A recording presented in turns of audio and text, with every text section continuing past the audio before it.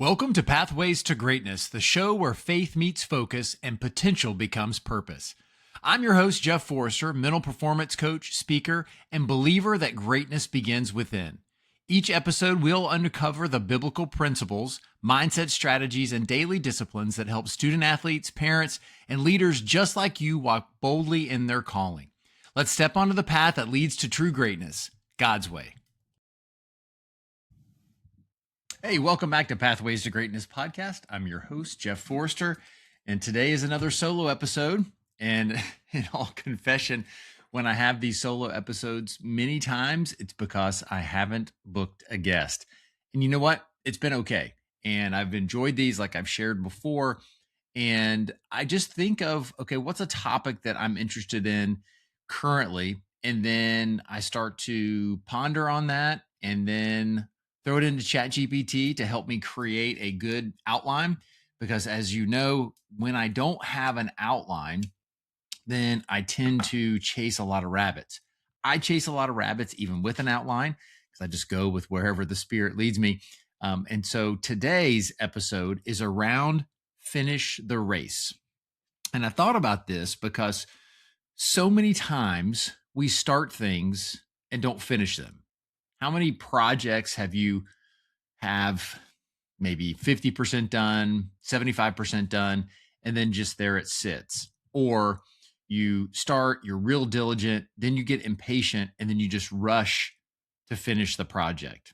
So you finish it, so you check that box, but did you finish it with the right focus, with the right intention to detail, and then just doing it in a way that you're proud of? So many times I've started something and finished it just to finish it, and I'm not proud of how I finished it. But I go, well, as my dad used to say, it's good enough for government work. And so many times we do just have to get something finished so it's done and completed. But if we planned better and we had more discipline, could we have completed that job in a way that we would be proud of and someone else would be proud of? Okay, so here we are. So we talked about finishing what you started. I gave you some basics of that, and many times, and I believe I've shared this before, and if I haven't, great, it's new. And if I have, oh well, sit through it again. So many times I have had the intention of training properly and focused for a half marathon, a marathon, or an ultra event. And so many times I'm really focused and I'm really dedicated, maybe the first 6 to 8 weeks. Then I start to cut corners from weeks 8 to 12. And then the event happens. And I may have cut a little corner, looked at the plan and training plan and said, well, I don't need to do 13 miles today. As long as I get 11, I'll be good. And I just start to negotiate things and I don't finish the way I should. Well, then what happens when I start the race, I finish strong and I don't finish the way I want to. And so both of those things go hand in hand. If I'm supposed to train properly and I'm supposed to have a specific goal in mind, usually the training that I do or that you do, if you complete it in a way that's been created for you by someone who knows what they're doing, who shares the plan to have the outcome that you're looking to achieve, usually you'll get it, barring any outside influence. Well, we're surprised so many times when we don't train the way we should or finish something the way we should, and then the outcome is not what we wanted. We're disappointed, we're frustrated, we beat ourselves up. And if we just look and be more self-aware around that we have to finish what we started if we want to achieve the outcome that we're looking for. So most people love starting, very few people love finishing. And when I see this quote, I really like it. In corporate world, corporate America is very guilty of doing this regularly. I had a boss and a good friend of mine who always said, we're great at ideas and we're great at planning. We're really poor at execution, meaning that we get things started, we talk about it, we get excited, but we don't pull that through. And so if you're not pulling things through, then why start? I know that that's a challenge. I know that may be controversial to some people. They say, well, starting is good enough. You need to start with the end in mind. Start with the idea of finishing. Another great story that I have. Well, I'll get to it in a minute, I think. So why finishing matters. Finishing builds trust. So not just with other people, with ourselves, that if you set something and say, okay, I'm going to finish it, then you know that you can be trusted to do that. You know that you can look at yourself in the mirror and know if I start this job, I'm going to finish it because there's not a non-negotiable there. Or there's not a negotiable there. It's not negotiable. And then also trust is outwards, knowing that if someone gives you a task, they know you're going to see it through to completion. How frustrating is it when you ask somebody to do something, they get started and then they get distracted and they don't finish it? But you needed that. You needed them to finish it in a timely manner, especially if you're looking at work or if you're looking in life. There's something that you ask them to finish and they don't. How frustrating is that? So coaches trust athletes who finish. So if you're known to finish, then you're going to be trusted with more. Teammates trust those who don't disappear when it gets hard. Life rewards people who follow through. Your reputation isn't built on how you start, it's how you finish. And that is so true because everybody starts, not very many people finish. So you can set yourself apart real quick by finishing things that you start. So anyone can be disciplined when motivated. Finishers rely on standards, not feelings. So if you think about that, anyone can be disciplined when motivated. Motivation is emotion. It ebbs and flows. And so many people are like, well, I'm just, when I get motivated or when I feel like it, I'll do it. I don't feel like doing most of the things that I do. I don't feel like getting up and going to work and answer emails. I don't feel like doing certain things, but I know I need to. So what happens is I have a mindset shift is that if I'm saying to myself, well, I don't feel like doing it, that's my trigger to do it. So why finishing matters. So I want to use an example of my attempt of 29029. Well, I finished it. So it wasn't just an attempt. I actually finished it. I went into it with the goal, and I had two things that I decided, and I repeated to myself. So I decided ahead of time. So this is a hack. We may get into this as we get through the outline, but here's a rabbit. But this is a hack. Is anytime you start something, establish the non-negotiable. So mine for 29029, and for those who aren't aware of what that is, so that's the elevation of Mount Everest. And so Jesse Itzler and his crew started this wonderful ultra event where they rent mountains, so ski slopes, and you have to hike up that mountain. It's not a race.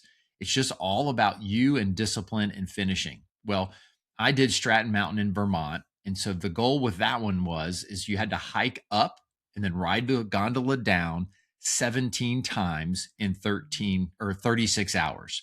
So by the time you hit 17, you would have achieved the elevation of Mount Everest. Now, it's hard, but it's not Mount Everest hard. So there really is no risk of dying unless you just have some kind of a medical event and die.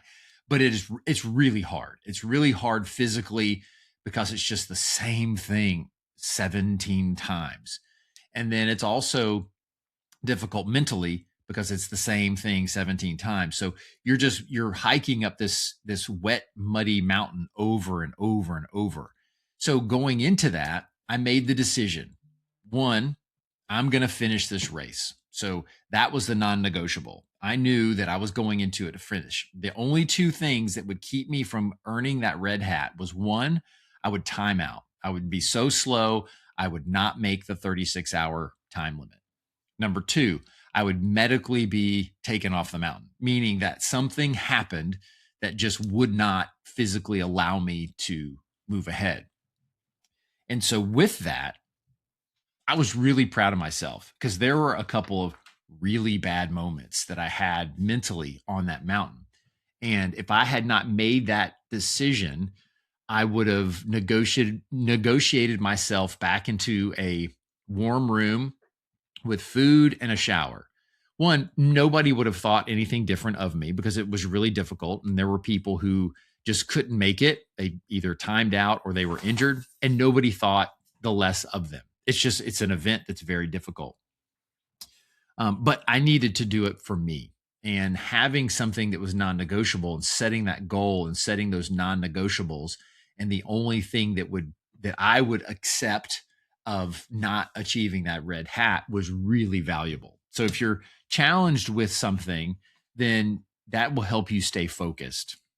So here's a biblical foundation. As you know, I like to tie everything back to the Bible around finishing what you've started. So in 2 Timothy 4:7, I have fought the good fight. I have finished the race. I have kept the faith. Fought. It wasn't easy. Finished. He didn't quit. Kept the faith. Character stayed intact. God doesn't just call us to start the race, he calls us to finish it with faith. So Jesus on the cross, he talked about it is finished, John 19:30, and then Nehemiah finishing the wall despite opposition. So the Bible is riddled with things that people were challenged with that they had to stick with it to finish. The verse that Paul is telling Timothy, it's so important. I have fought the good fight. I have finished the race. I have kept the faith. There were so many instances in Paul's life that he could have easily just said, Uncle, I can't keep going down this path because of the physical and emotional challenges that it is presenting. And so by seeing that and seeing other people endure and finish despite obstacles, despite challenges, despite issues, and they finish, how proud of you or how proud of them are you? Example on the mountain, there was a young lady, and I cannot remember her name, but she was a beacon of resilience. She started when the race started at 6 a.m.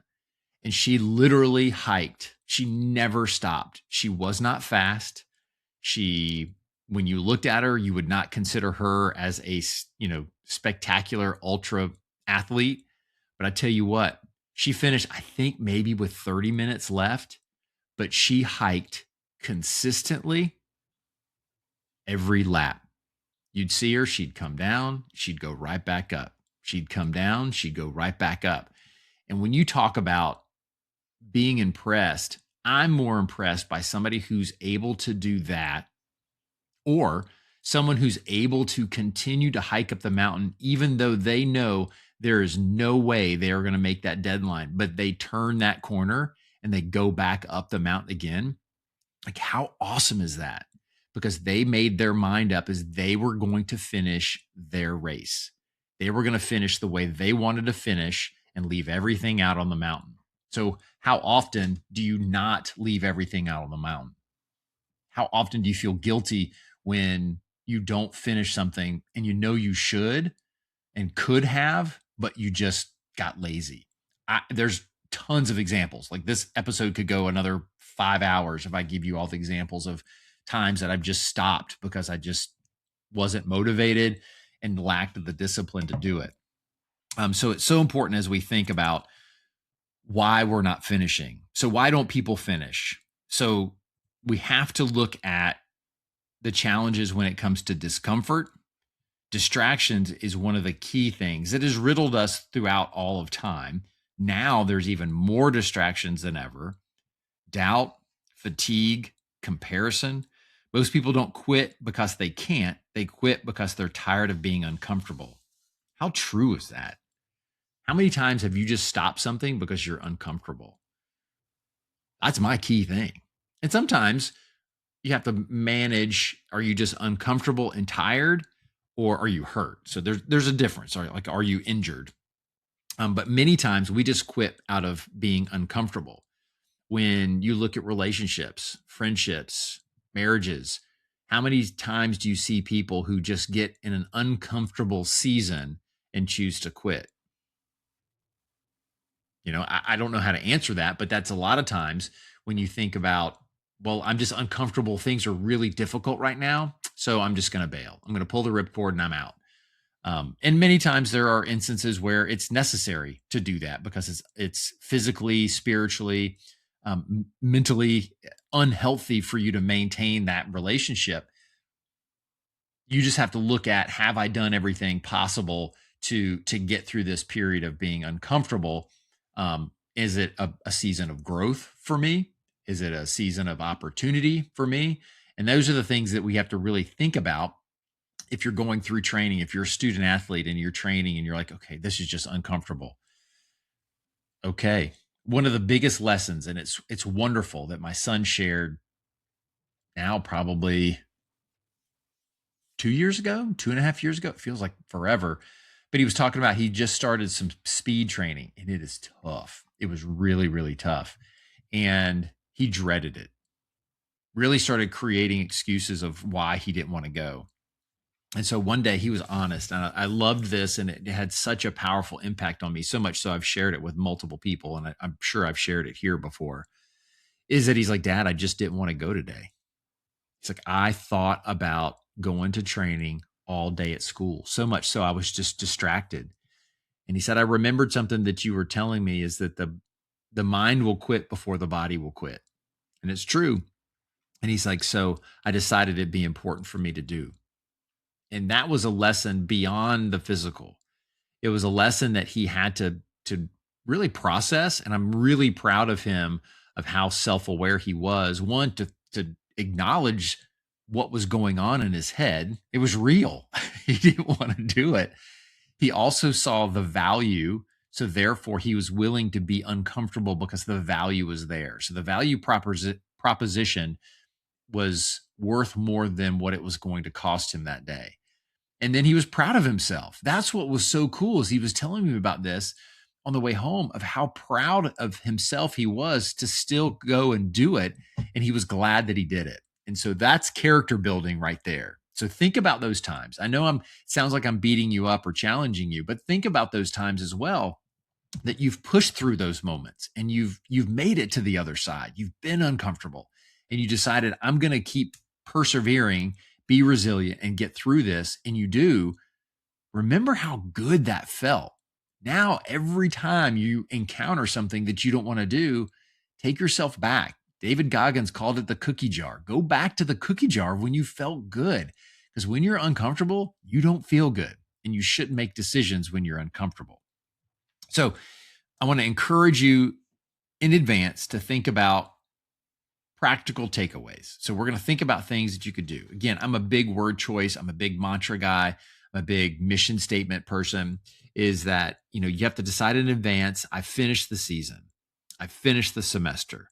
I finish what I commit to. And then break finishes into small wins.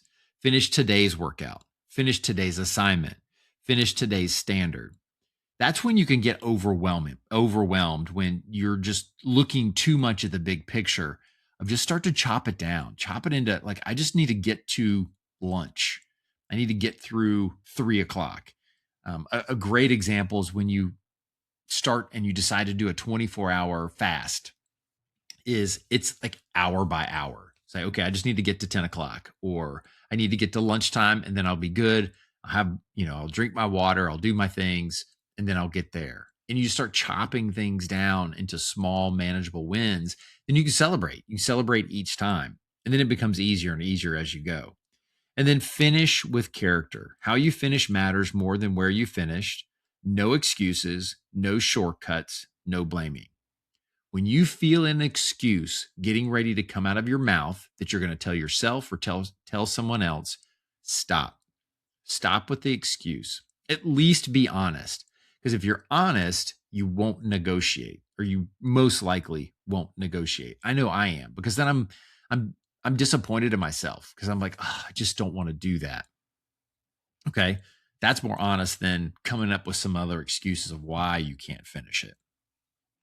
So if you want to get greatness in your life, you have to become a finisher. Think about this. Is practical. What is one thing in your life right now that God, your coach, or your future self is asking you to finish? Write it down, commit to it, and finish strong. So greatness isn't built in the highlight moments. It's built in the moments when quitting would be easier. Stay disciplined, stay faithful, and finish the race. I'm Jeff Forrester. This is Pathways to Greatness. Have a great day.